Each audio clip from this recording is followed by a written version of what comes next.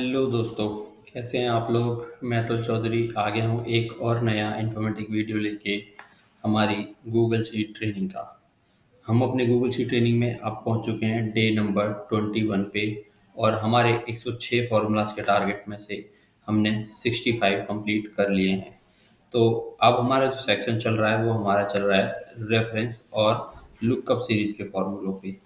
तो अभी तक हमने लुकअप सीरीज की बात करें तो वी लुकअप और एक्स लुकअप दो बहुत ही मेजर फॉर्मूले कंप्लीट कर लिए हैं। और पेंडिंग की बात करें तो index, match, offset, insert, indirect, choose और एच लुकअप का फॉर्मूला रह गया है। तो जिसमें से आज हम दो फॉर्मूलेस कवर करेंगे, जिसमें पहला है इंडेक्स और दूसरा है मैच, जो साथ में कंबाइंड होके भी यूज़ होते हैं, डिफरेंटली भी यूज़ होते हैं, लेकिन इनका असली जो यूज़ होता है वो हमेशा कंबाइंड होके ही होता है। तो एच लुकअप को हमने अभी होल्ड पे रखा हुआ है क्योंकि मेजरली ऐसा फॉर्मूला है जो आपको बहुत कम यूज़ में आएगा, बहुत ही रेयर।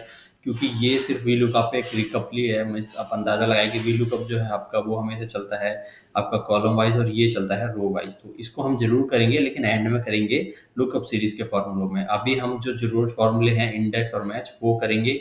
अगर आप इंडेक्स मैच जान गए तो आपको एक्स लुकअप और वी लुकअप की शायद जरूरत भी ना पड़े। डिपेंड है कि आपके यूजेस कैसे हैं, बड़े से बड़े डेटा पे काम करता है। तो हमने एक डेटा सेट ऑलरेडी बनाया हुआ है जो हमारा मेजर डेटा सेट है, जो बड़ा डेटा सेट है। क्योंकि मेरे से काफ़ी लोगों ने कहा था कि हम एक बड़े डेटा सेट पे करें, तो हमने एक बड़ा डेटा सेट बनाया हुआ है। इसमें जहाँ कर हमने छोटा सा डेटा निकाला हुआ है, बाकी बड़ा डेटा सेट हमारा 1600 समथिंग रोज का, और जिसमें अराउंड 20 के आसपास कॉलम है वो हमने रखा हुआ है। इसमें हमने उसका एक सैंपल डेटा उठाया हुआ है जहाँ पर हमारे पास अराउंड 15 रोज का डेटा है। इसकी रोज को हम फ्रीज भी कर लेते हैं। एक बार इसको हेडर को फ्रीज किया हमने, और यहाँ पर डे वन के लिए हमने थोड़ा सा एग्जांपल सेट किया। सबसे पहले हम समझते हैं इंडेक्स और मैच का डिफरेंसेस यूज है क्या। तो सबसे पहले आप समझो कि इंडेक्स का फॉर्मूला आपको क्या देता है।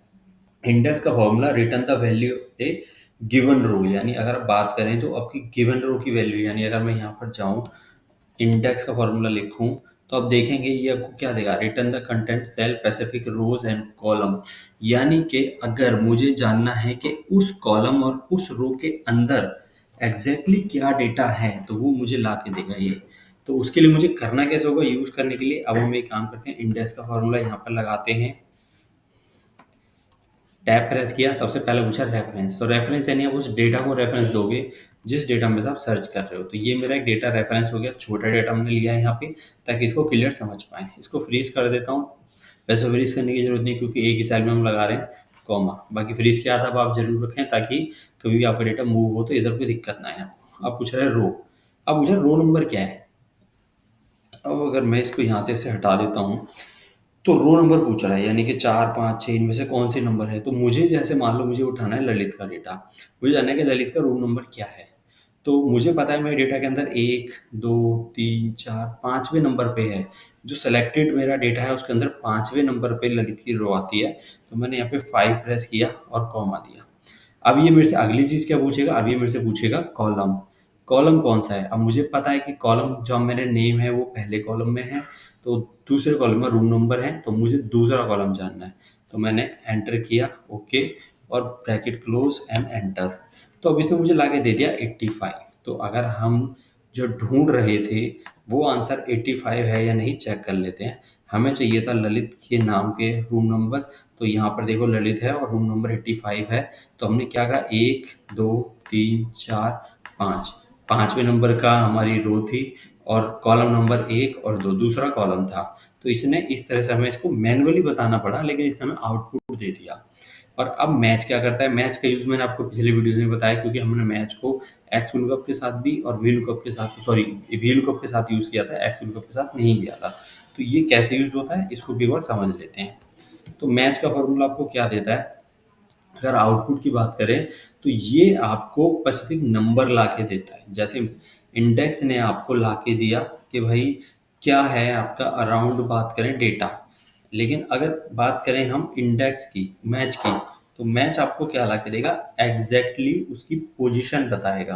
पोजीशन बताएगा उसकी जहाँ पर आपको सर्च करना है। एग्जांपल, अब मैं यहाँ पर जाता हूँ सर्च की। सर्च की क्या है भाई मेरी, मैं चाहता हूँ ये भाई जो 85 है ना, ये मुझे बताओ कहाँ पे है। ठीक है। अभी मेरे से रेंज पूछ रहा है, किस रेंज में है भाई। मैंने यहाँ पर जाकर कहा कि भाई इस रेंज के अंदर ये है, जो मेरी रेंज थी मैं इसको वहीं से शुरू करता हूँ, हेडर से। हेडर से सेलेक्ट करते हैं और जहाँ तक था वहाँ तक सेलेक्ट किया। कॉमा।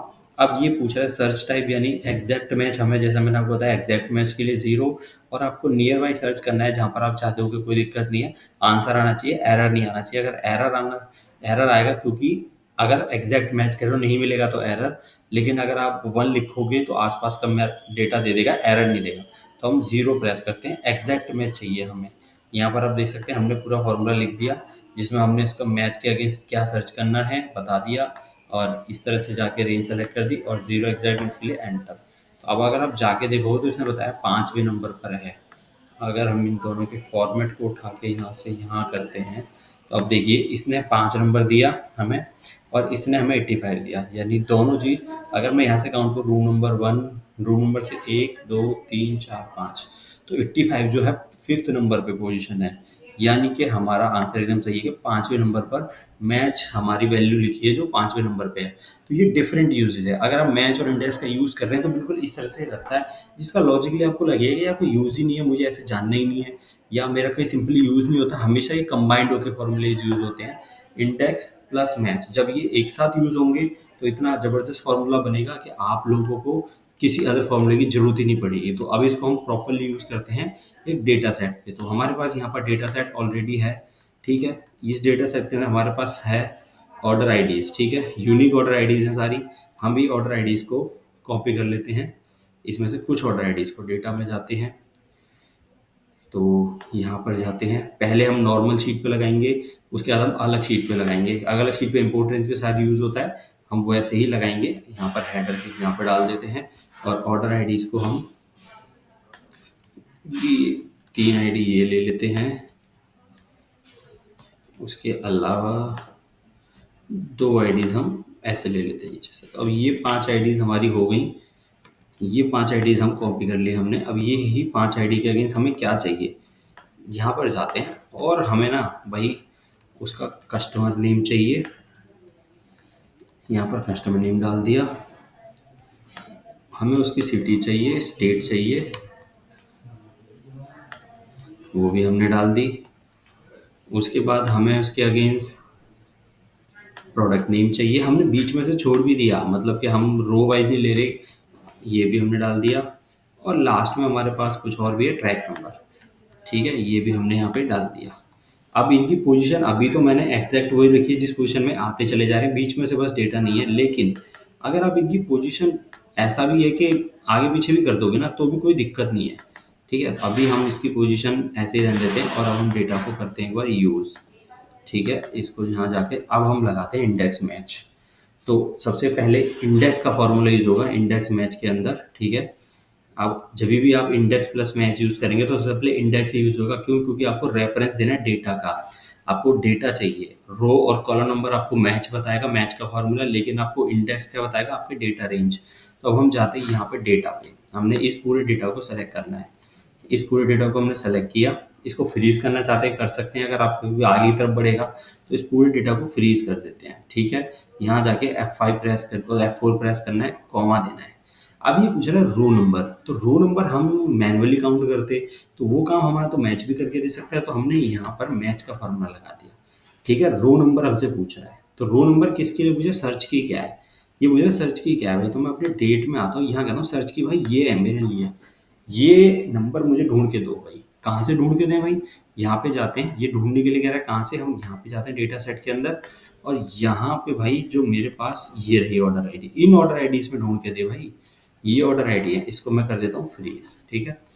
अब कैसे दें, एग्जैक्ट में चाहिए, 0 प्रेस कर दिया भाई, एग्जैक्टली लाना है, कुछ आसपास का मत लाइयो। अब मेरा रो नंबर तो आ गया। अगर कॉलम नंबर की बात करें तो कॉलम नंबर में एक और बार भी तो मैच लगा सकता हूँ ना, तो मैंने एक और बार मैच लगा देता हूँ, क्योंकि भाई मेरे को अगर रो नंबर बता रहा है तो वो कॉलम नंबर भी बता सकता है। तो अब मैं कॉलम के लिए एक देता हूँ, कॉलम क्या है भाई, सर्च की।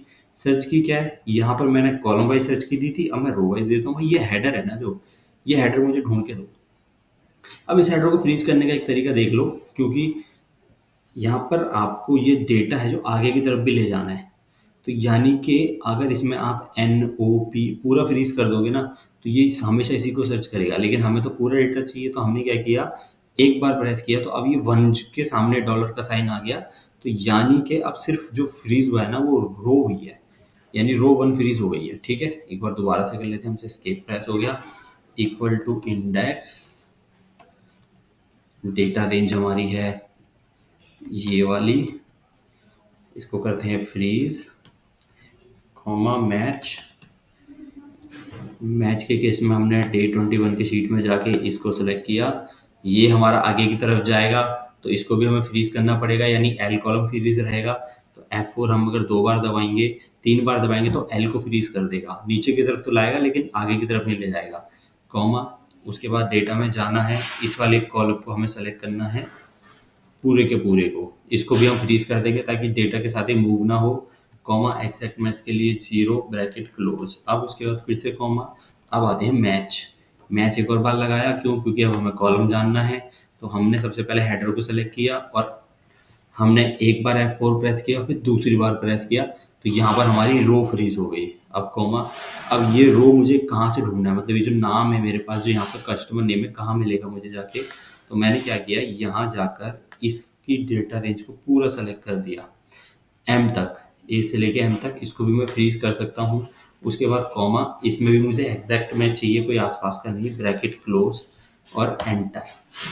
तो अब देखो इसने मुझे आउटपुट दे दिया, इसने मुझे आउटपुट दे दिया। अब मैं इस फॉर्मूले को नीचे की तरफ ड्रैग करूं और आगे की तरफ ड्रैग करूं, तो इसने देखो मुझे सारी चीज़ें दे दी। अब डेटा सही है या गलत ये जानने के लिए हम एक बार डेटा को चेक कर लेते हैं। तो इस डेटा की रेंज को हम पहले सेलेक्ट करके एक बार पूरा सेट कर देते हैं। ठीक है, तो यहाँ इसने मुझे दिया प्रोडक्ट नेम, यहाँ मुझे इसने दिया स्टेट, यहाँ सिटी और यहाँ कस्टमर नेम। किसी भी एक की हम रेंज चेक कर लेते हैं, जैसे यहाँ जाते हैं या इस वाले डेटा की जाते हैं जहाँ पर जिम्मी है, तो हमने डेटा को सेलेक्ट किया, कंट्रोल F किया, तो इस रेंज को हम फ्रीज करते हैं, कलर मार्क करते हैं। ठीक है, तो देखो यहाँ पर जिमी है, डेटा में नेम उसका जिमी है, सही है। लॉस एंजलिस से बिलोंग करता है तो लॉस एंजलिस है। ठीक है, उसके बाद बात करें तो एड्रेस है इनका लैंड होल्डर किप वाला, और यहाँ पर जाते हैं एड्रेस, तो देखिए हाँ जी लैंड होल्डर वाला है। उसके बाद बात करें डेट की, तो यहाँ पर आईडी है इनकी CA में 9806 लास्ट में, तो अब देख लेते हैं आईडी सही है या नहीं। CA में 9806 एकदम सही डेटा उठाया, हमने सारा डेटा मैच करा दिया। तो हमने क्या किया, सिर्फ हमने एक बार फॉर्मूला लगाया और पूरा का पूरा आउटपुट आ गया। अब देखो हमने कहीं पे भी जाके इसको सेव कर दो एक बार, कहीं पे भी जाकर हमने कोई अलग से उसको रो नंबर कॉलम नंबर कुछ नहीं देना पड़ा। हम VLOOKUP में जाते थे, हर बार फॉर्मूले को आगे की तरफ नंबर 2 लिखते थे, नंबर 3 लिखते थे, हमें यहाँ पे कुछ नहीं करना पड़ा। अब अगर मैं इस हेडर को चेंज भी कर दूँ ना, तो मेरा डेटा ऑटोमेटिक चेंज हो जाएगा। मान लो मुझे यहाँ पर सेल वाला वो चाहिए, यहाँ पर मुझे चाहिए स्टेट की जगह सेल, तो बस मुझे सेल का हेडर डालना है, या मुझे अपने डेटा में आगे जाके सेल का हेडर डालना है और फॉर्मूले को बस आगे जाके कंट्रोल R करना है, आ गया। तो ये एक बेनिफिट हो गया कि ऑटो हो गया, आपका डेटा ऑटोमेटिक चलेगा, आपको अलग से कुछ नहीं करना। इंडेक्स और मैच का यूज़ करके आपने अपने डेटा को ऑटोमेटिक कर लिया। अब यही चीज़ हम अगर अलगली वर्कबुक पे करें, यानी एक न्यू वर्कबुक पे करें, तो थोड़ा सा डिफरेंट हो जाएगा। क्यों? क्योंकि न्यू वर्कबुक पे क्या होगा, न्यू वर्कबुक पे जब भी आप यूज़ करोगे तो आपको इंपोर्ट रेंज यूज़ करनी पड़ेगी। तो अब मैं एक बार इसको न्यू वर्कबुक पे करता हूँ, थोड़ा सा डिफिकल्ट हो सकता है, क्योंकि जब डेटा जितना फॉर्मूला जितना बड़ा होता चला जाता है, हम लोगों को कन्फ्यूजन उतनी ज़्यादा होती चली जाती है, तो हमें उसको थोड़ा समझना पड़ता है। तो हम एक काम करते हैं, यहाँ जाते हैं, इन्हीं आईडीज़ को दोबारा उठा लेते हैं। आपका कितना भी बड़ा डेटा हो, मैंने यहाँ पर डेटा छोटा रखा है, आपको कितना भी बड़ा डेटा हो उसमें कोई दिक्कत नहीं आएगी, आपको आराम से आंसर ला के देगा। ठीक है, सेल हमने 2 बार कर दिए, हम एक बार जाते हैं डेटा के अंदर और यहाँ सेल की जगह हम उठा देते हैं शिप डेट, और इस बार हमने शिपिंग डेट क्या किया, लास्ट में रख देते हैं। हम जो नई वर्कबुक है, जो हम यहाँ पर डेटा वाली शीट में रखते हैं, जो नई वर्कबुक है ना, नई वर्कबुक पे जाते हैं हम, इस वाली नई वर्कबुक पे, और यहाँ पर हम इसको लास्ट में रखते हैं शिप डेट को, यानी हमारे रेंज के हिसाब से डिफरेंट है, लेकिन हमारे को आंसर एकदम सही आएगा। क्यों? क्योंकि हमारे वो जो आउटपुट है वो कॉलम के हिसाब से सर्च करेगा, वो ऐसे नहीं देखेगा कि भाई नंबर क्या है, क्योंकि हमने कोई नंबर दिया ही नहीं है। वो हमेशा क्या करेगा, डेटा को चेक करेगा, इस डेटा का और इस कॉलम का ऐसे फिक्स करेगा। तो देखिए, चलो शुरू करते हैं दोबारा से। हम करते हैं इंडेक्स, इंडेक्स, ठीक है, रेफरेंस हमारे पास रेफरेंस है वो ही नंबर, ऐसा तो नहीं उठा रहा। क्या करना पड़ेगा रेफरेंस के लिए? इंपोर्ट रेंज, यहाँ पर जाकर इंपोर्ट रेंज लेनी पड़ेगी। अगर ये चीज़ आप एक्सेल में करेंगे तो बहुत ईजी हो जाएगा, क्योंकि एक्सेल में आपको अगली अलग अलग वर्कबुक के लिए इंपोर्ट रेंज वगैरह का फॉर्मूला यूज़ नहीं करना पड़ता। लेकिन ये लाइव चलता है, इसमें ऑनलाइन वर्क कर रहे हैं आप, तो इसलिए आपको हमेशा इसका जो यूज़ है इंपोर्ट रेंज के साथ करना पड़ेगा। तो इंपोर्ट रेंज का यूआरएल आप लगाएंगे यहाँ पे सबसे पहले। तो हम शीट में जाते हैं, यूआरएल कॉपी करते हैं। यूआरएल सिर्फ वर्किंग के लिए हमें इतना ही यूज़ करना है। इंपोर्ट रेंज अभी मैंने आपको सिखाया नहीं है, लेकिन मैं आपको 3 फॉर्मूले इसके अंदर इंपोर्ट रेंज बता चुका हूँ पिछले, तो ये इजीली आपको समझ आ चुका होगा। इसका और बेनिफिशियल क्या है वो भी सब मैंने आपको बताया। अगर आपको नहीं देखा तो मेरे वीलुकअप और एक्सलुक के वीडियो देखिए, आई बटन में लिंक मिल जाएगा, डिस्क्रिप्शन में भी लिंक मिल जाएगा, वहाँ जाके देखिए, आपको ईजिली समझ आएगा। लिंक हमने दिया, उसके बाद दूसरे रेंज से स्ट्रिंग के अंदर हमने डेटा दिया जो शीट का नाम है, और हमने यहाँ पर जाकर उसके अंदर एस्केलेशन दिया, और अब जाकर हम उसकी रेंज को देंगे। इसको ना उसके बाद इसको हम एक बार और दूसरे तरीके से भी देखेंगे। रेंज हम पूरी सेलेक्ट कर देते हैं, जैसे कि मैंने डेटा को ऑलरेडी नाम दे रखा है इस रेंज को मैन टैग करके, तो मैं ये रेंज ही उठा लेता हूँ मैन टैग, क्योंकि मैंने इसको ऑलरेडी एक रेंज बना रखा है, नेम रेंज क्रिएट कर रखा है। तो अगर मैं यहाँ जाकर नेम रेंज ही दे दूंगा तो मुझे कुछ अलग से करने की जरूरत नहीं है। मैंने नेम रेंज दे दी, मेरा डेटा हो गया भाई, मेरा इंडेक्स का आ गया। अब आउटपुट चाहिए मुझे रो, अब मुझे चाहिए रो नंबर। रो नंबर क्या आएगा? वही मैच का फॉर्मूला, मैच का फॉर्मूला देंगे। ये है रो नंबर के लिए, मैंने ये किया कॉमा, ठीक है, कॉमा दे दिया। लेकिन अब एक चीज़ है, फ्रीज नहीं किया, इसको फ्रीज कर लेते हैं ताकि आगे की तरफ जाए तो इशू ना आए। तो हमें ए पे रखना है, तो 3 बार प्रेस करना पड़ेगा हमें F4 का बटन, तो ए हमारा फ्रीज हो गया। अब जब हम आगे की तरफ इसको ले जाएंगे तो कोई इशू नहीं आएगा। उसके बाद कॉमा। अब आते हैं रेंज की बात पे, तो हमने इसको रेंज पे ले जाना है। रेंज के लिए क्या करना पड़ेगा? अब हमें फिर से इंपोर्ट रेंज, क्योंकि हमें इस शीट से दूसरी वर्कबुक पे जाना है, तो हमने इंपोर्ट रेंज पे काम किया। अब इंपोर्ट रेंज हम चाहे तो यहाँ से भी कॉपी कर सकते हैं, जो मैंने यहाँ ऑलरेडी दे रखी है। इस वाली इंपोर्ट रेंज को आप कॉपी कर लीजिए। बस इसमें आपको एक चेंज करना पड़ेगा, वो मैं भी दिखा देता हूँ। यहाँ जाइए, इस इंपोर्ट रेंज को अब यहाँ पर जाकर कॉपी कर दीजिए। मैंने इसको कॉपी कर दिया। इसमें अब एक चेंज करना पड़ेगा, क्यों? क्योंकि हमें पूरी इसके लिए ये सिर्फ ऑर्डर आईडी चाहिए, तो हमने पूरी रेंज यहाँ पे दे रखी है, ऑर्डर आईडी की जरूरत नहीं है। तो हमने कॉपी किया कंट्रोल डी करके, और उसके बाद इसको यहाँ जाके सेलेक्ट करा, और डेटा वाले शीट के नाम को कॉपी कर लो पहले, ठीक है। और रेंज हमारी A1 से लेके A15 तक है, इसको याद रखो। यहाँ पर जाओ, अपने मैन टैग जो आपने लिखा है इसको रिप्लेस करो, डेटा को एस्केलेशन है। उसके बाद आपका क्या है? A1 से लेके A15 आपने दे दिया, और उसके बाद कॉमा देके यहाँ पर लास्ट में सर्च रेंज हो गई, कॉमा एग्जैक्ट मैच के लिए 0 ब्रैकेट क्लोज, ठीक है, ये आ गया। उसके बाद कॉमा। अब आते हैं कॉलम, तो कॉलम में भी आपको सेम चीज़ करनी पड़ेगी, बस थोड़ा सा चेंज हो जाएगा। अब यहाँ पर हम फिर से मैच देते हैं। उसके बाद हमने हेडर को सर्च किया, एक एक दो, 2 बार हमने प्रेस किया F4, उसके बाद कॉमा।